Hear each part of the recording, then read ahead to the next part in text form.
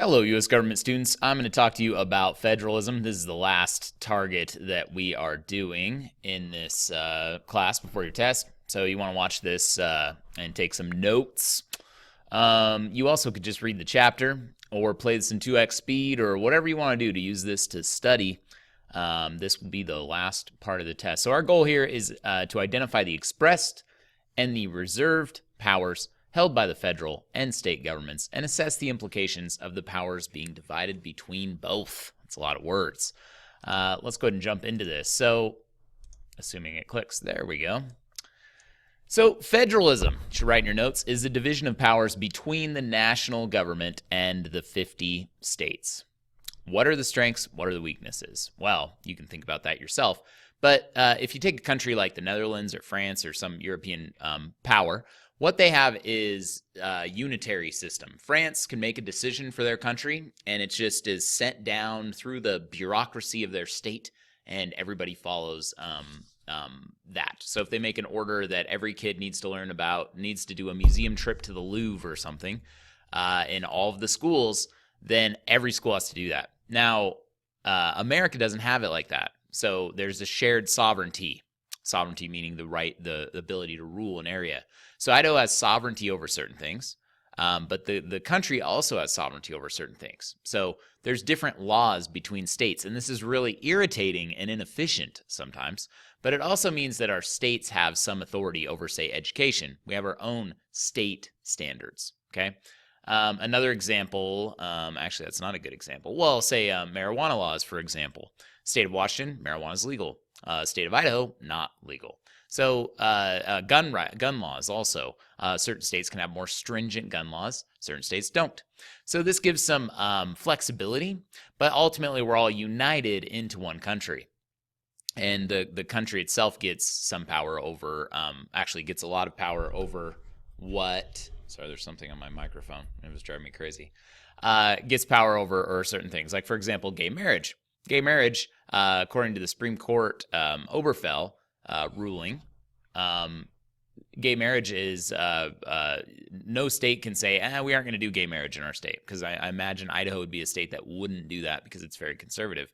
The federal government said, no, you have to. You have to allow gay marriage. So gay marriage is legal throughout the entire country. So that's an example of the national government having control. So this division of power has some strengths and weaknesses. Now, there's several different powers I'm going to go over, and I want you to write these down. The first one is delegated powers. Delegated powers are specific powers given to the national government by the Constitution. It means it's explicitly listed. For example, the right to declare war is specifically listed in the Constitution, and that's why the federal government has the power to declare war. The Constitution doesn't say states can declare war, right? Idaho can't declare war on Washington, for example. Maintained armed forces, regulate interstate and foreign trade. Idaho can't trade with China, okay? Admit new states. These are specifically listed in the Constitution. Establish a post office.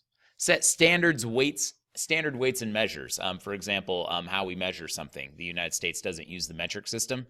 That's because the federal government has established that specific measure. Same with weights, pounds versus kilograms and such. Coining money. The state of Idaho can't make its own money. Establish foreign policy. Make laws necessary for carrying out the delegated powers. Now, this is called the necessary and proper clause, which I'll get to in a second. So there are delegated powers also to states, but the Constitution doesn't specifically list those. State constitutions list those, okay? So delegated powers are powers given to the federal government by the Constitution. Move that out of the way so you can see this. Federalism, this is the idea of the national government's powers. State powers, establish and maintain schools, make local governments or like cities. The state of Idaho has created the city of Moscow. Regulate business within the state. For example, the states can determine if you can smoke in a building or not.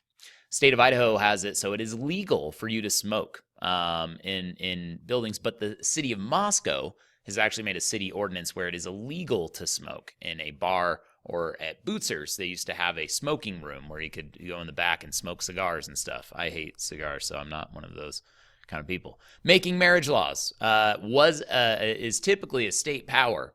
As far as how old statutory laws, like how, if somebody's 16 and somebody's 19, can they get married? Those laws are actually determined by state. Public safety, police, state police. These are state powers, and the federal government can't control these powers, but they do share some things. So maintaining law and order, levying taxes, there's state and federal taxes, borrowing money, chartering a bank, there's state banks. You can look at credit unions, right? Those are established at the state level. Establishing courts, there's state courts and there's federal courts. There's the Idaho Supreme Court, which is which is the main court in Idaho. But there's also the district courts and the Idaho State Court for the federal laws, and providing for the public welfare. There's each state has different levels of Medicaid, Medicare, or providing help and assistance for people in need. Okay, so express powers. So delegated means it's given to the national government, but express powers it kind of builds on this idea. It means that you can find listed specifically the powers in the Constitution. So this is very similar to delegated powers. For example, Congress shall have the power to lay and collect taxes. It's in Clause 1 of Article 1, Section 8. Clause 3 says regulate trade. Clause 11 says declare war. These are expressed in the Constitution, so the government has that power. Okay, I'm going to go through these kind of quickly. If you need to pause or rewind, press the left arrow.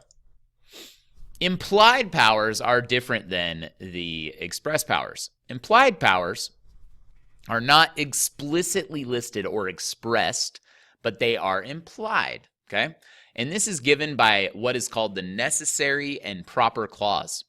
The necessary and proper clause says that Congress shall have the power to make all laws which shall be necessary and proper for carrying into execution the foregoing powers and all other powers vested by this Constitution in the government of the United States or in any department or officer thereof. Now, as you read that, maybe some red flags went up.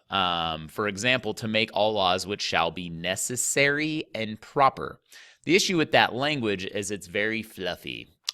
What defines necessary or proper? Is it, for example, mask wearing? Is it necessary that everybody wears a mask?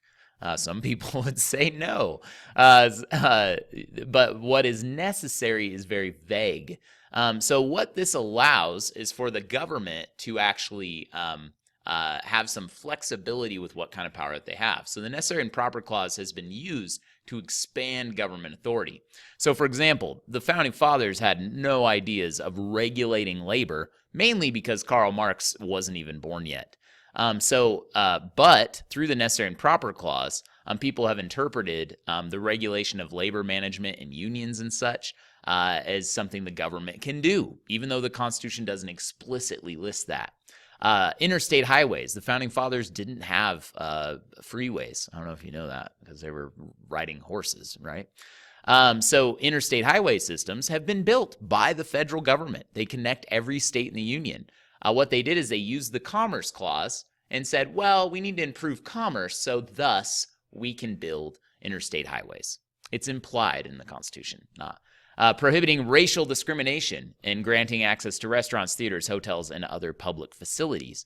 This isn't specifically listed in the Constitution, but the federal government has sent, for example, in Brown versus Board of Education, the federal government sent in troops to make sure that African-American children could go to schools and get integrated with white students back in the 50s.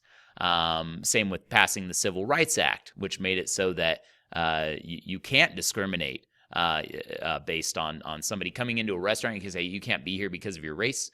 That is illegal. Okay, so these are not in the Constitution, but they're implied, and they use the necessary and proper clause, which should be in your notes, to make that happen. Inherent powers are actually not listed in the Constitution, and they're not even implied. The idea is that it's just governments did this. In Western civilization, when they made the Constitution, this is what governments did. So they just assumed that everybody knew that's what they would do. So some examples of these, again, not listed in the Constitution, not implied by the Constitution, but it's just government does it. just because. Regulating immigration, deporting aliens, acquiring territory, granting diplomatic recognition, and protecting against rebellion. Okay, so like Louisiana Purchase, not listed in the Constitution, not implied. The government just did that purchase. So there you go. Denied powers. These are powers in the Constitution that are specifically denied to the government. For example, the federal government cannot create a local government like a city. The city of Moscow was not created by the United States. It was created, well, actually, this is kind of weird because we're a land grant, but the city of Moscow itself was made by the state of Idaho. The power to tax states and how well they're doing. If a state is following orders, the government can't say, we're going to tax you less because you're doing what we're saying, right? But we'll get to how the government kind of controls states. Concurrent powers are powers that are shared by both federal and state. For example, levying and collecting taxes, defining crimes. There's state crimes and there's federal crimes. There's different punishments for those crimes.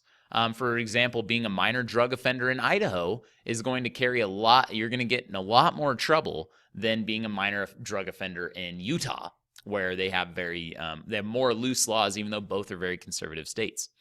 Eminent domain, the process of how the state can claim someone's private property to build a road or what have you.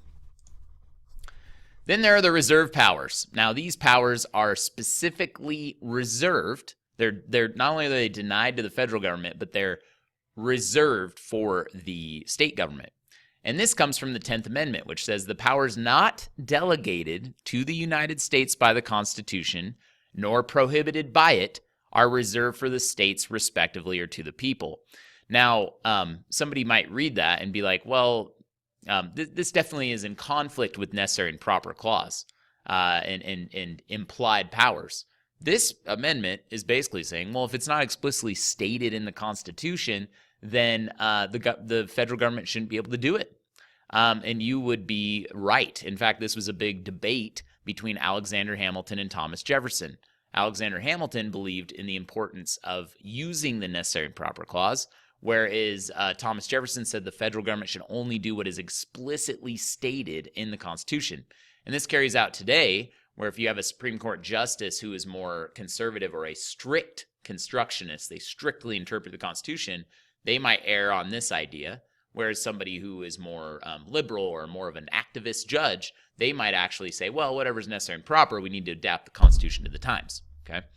So examples of reserved power, the aged people can marry without parental consent, establishment of public schools. There's no mention of public schools in the Constitution because it's not mentioned. The states take care of it.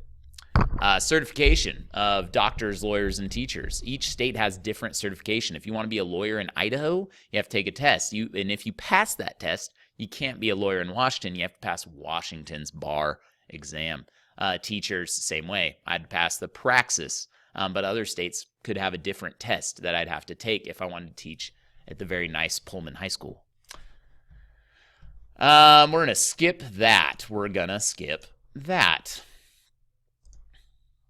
Actually, you know what? I'm going to make another video.